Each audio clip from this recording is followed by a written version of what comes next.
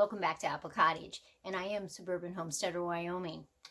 Well, I'm down in my laundry room, just have the wood stove started. It's early in the morning, and I have my painting apron on. So you're saying, Sandy, are we going to paint today on your video? Now that would be logical, because I do paint, but today it's going to be much more fun. I'm extracting honey. Now, I have beehives, just a couple. I have a couple here and one that is at a friend's house on their property. And I don't take honey from my bees in the summertime. It's just a choice. I know a lot of people do it, but I just don't. Unless if that honey tower is more than about 7 feet high, then I do, because it's just so hard. You get up there and large supers are weighing 100 pounds or more, and you're on your ladders. I have to have Joe help me. So my rule of thumb is if it's over 7 foot tall, I'm going to change some out. But otherwise, I just wait till the fall. And that's just personal preference. I believe in disturbing my bees at the least amount as possible. And I figured they know what they're doing. So unless I see some kind of sign that I should be worried about, I don't bother them at all. So in the fall time, I take their honey off of them. I actually wait till we've had a couple really good hard frosts or snow before I take them off.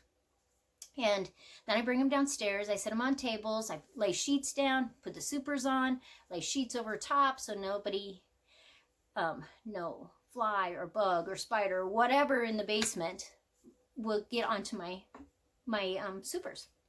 So today I'm going to extract some honey. So I move the camera down. Now this is a new tool that I got. I ordered it online. You're supposed to just scrape the wax off. And then it just so happened my brother gave me one for Christmas. Now usually I use an electric knife. But you can use things like this. And these, you're literally just scraping the wax to break it one direction, and then you're scraping it the other direction. It works. You probably get more pieces of wax in your honey, even if you filter it through a screen. But I'm totally okay with wax in my honey. Now, this, if I turn it to the side, you see it's pink. Now, why would a honey super be pink? Well, that would be because my great niece, Allie, thinks all beehives should be pink, yellow, or baby blue. And she painted this. And I do have a lifter for to get my frames out. But it's in the shed. And the front door is buried with snow. So there we got some honey. Now the way these things work, you literally would just take it and scrape, breaking that layer of wax. And you'd go one direction and you'd go another direction. And then you would extract it with a honey extractor, which is totally something you can do. But this is my new tool, and so I wanted to try it out. And I have never used it, so you're seeing it live for the first time. And so the idea is I'm supposed to be able to just scrape it, and it's supposed to take that honey, or the wax off. Well, and it seems to be working. Well, that's pretty easy.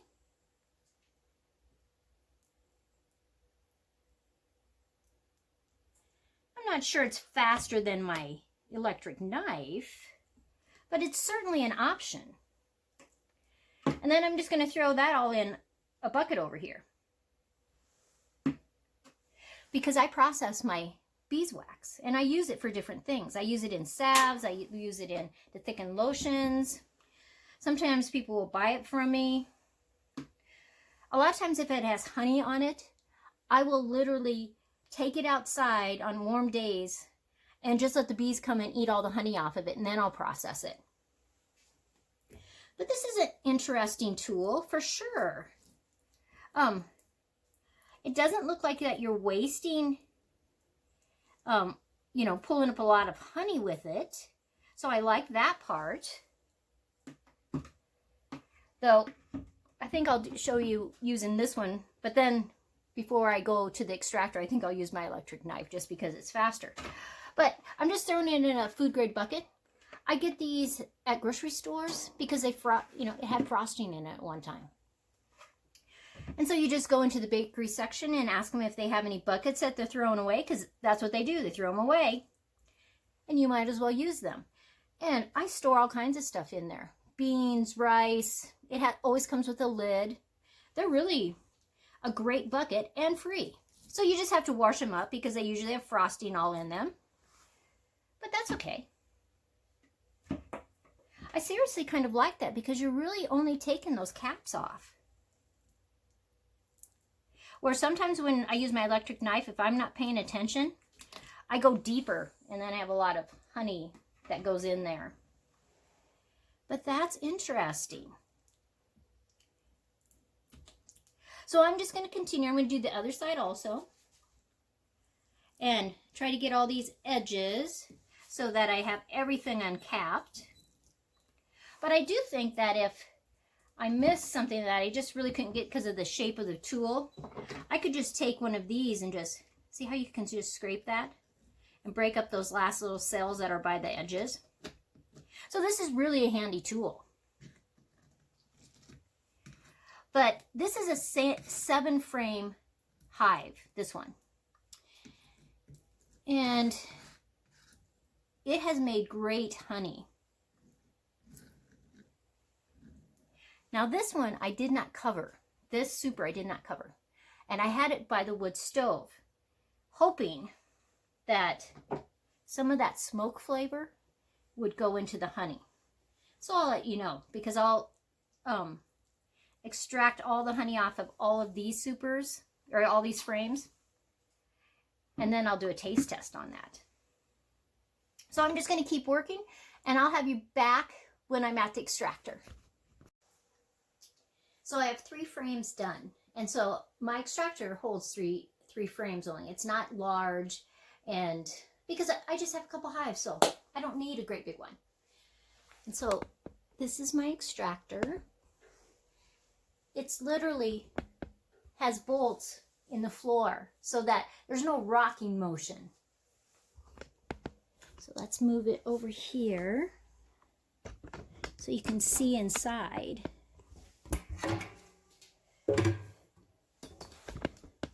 Now, see inside I have 3. And the idea is you just take the handle and you're spinning it.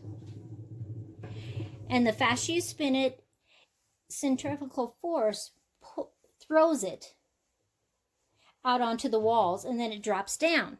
And it has a lock down at the bottom where I open it and get the honey out of it. Now, the faster you spin it, the faster it goes.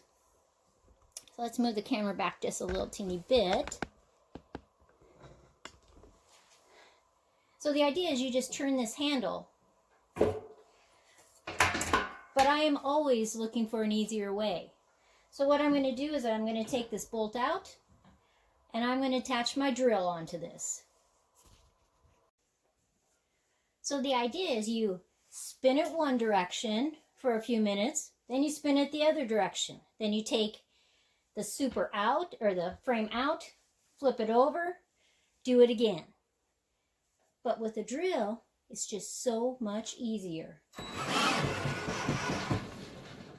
See? So I'm going to extract my honey and I'll be back. I want you to see what the honey looks like. See how it's starting to, the wax is sticking to the sides, and the honey will hit those sides, and then it'll just drain down. I have that one super all the way done, so I thought we'd open it up. Now I have a screen here before it goes into the bucket that will help with the wax.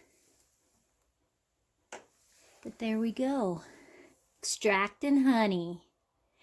Honey in Wyoming is very light colored, which is just fabulous to me.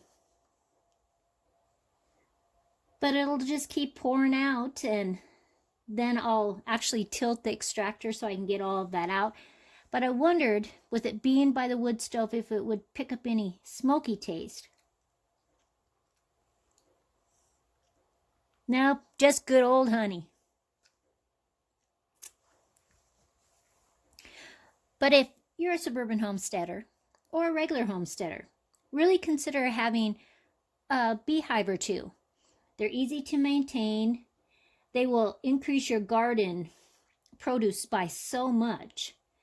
And I think it's something that when you look into the future and you want to be able to have some sweetness, I think honey is the thing to have. So here's some of that beautiful honey. I'll show you some when I have it bottled up too. So I got a call today and somebody wanted some just honeycomb. And I said, I'm not sure I have any just honeycomb, but I knew I had some that had the very thin foundation. Because if you're a beekeeper, you know that there's foundation and then there's foundation. And some of it is very, very thin. Like this one is very thin. See how that will just peel apart? So I can take that and I can take those. There should be 2 layers, I think. Oh, maybe only 1 layer. Yep, only 1 layer. And I can put that back together. And so then when you slice it, it's honeycomb through and through. Now honeycomb is absolutely delicious. Some people think that you can't eat all this stuff. There's part of the plastic. I knew there was 2 layers in there. But you can eat all of it. So good for you. So many antioxidants. I could go on and on about the benefits of honey. So that's why, as a suburban homesteader, you need to have some bees. So I'm sticky as can be. It's so much fun. So good. So what I'm doing is I'm just taking some wax paper. And I just let them know that there's that thin layer in between. They were totally okay with that. They just wanted some honey. Just scoop up some more of that.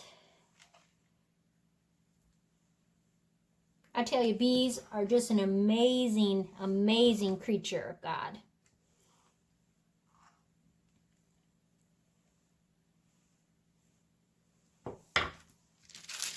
I'll arrange it a little bit, and then all I do is I pull it over the top.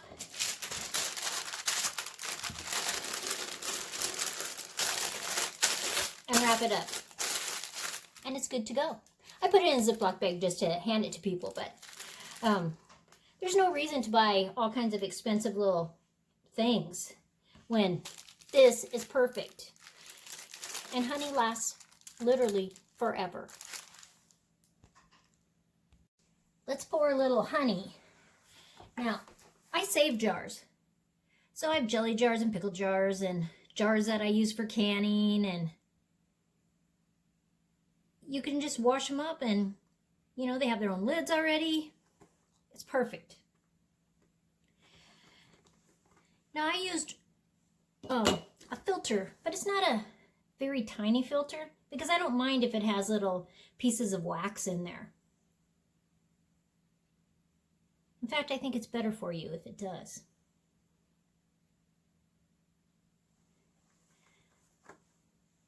And I'm still working on honey from that very first super, and I have another bucket that's draining still. It makes a lot of honey. And not every one of those frames was full. But it just shows you as a homesteader just how much honey you could really get. And move those around.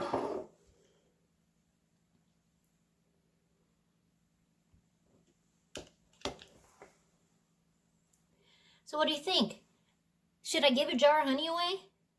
I don't know. Tell me in the comments below. But I have a whole bunch more in this bucket. I only had it half full because it gets too heavy otherwise for me to pour it easy. And that's already done those 4, I think there's enough for 4 more.